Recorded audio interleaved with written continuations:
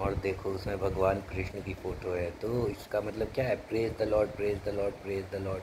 And why we have to praise the Lord? We have to praise the Lord because Lord gave us farmers, and He gave some people who are very determined and devoted and dedicated to cultivate crops for the nourishing fulfillment of the society, and these peoples are called farmers.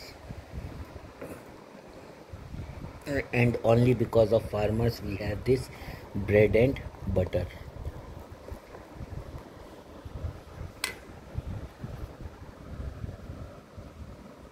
Oh, I have to zoom in.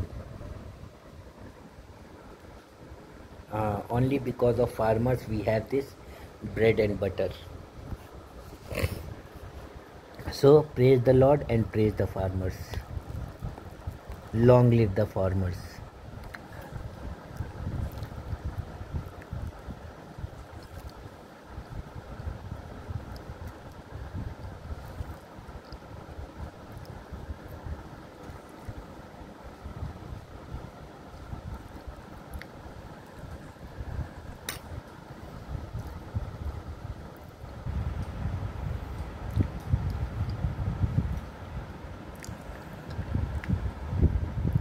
If there are no farmers, there will be no paddy, no wheat.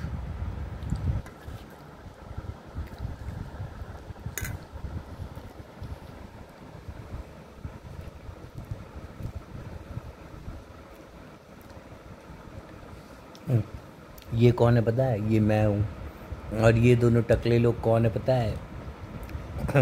ये संजय भैया IIT और ये नंदू भैया है।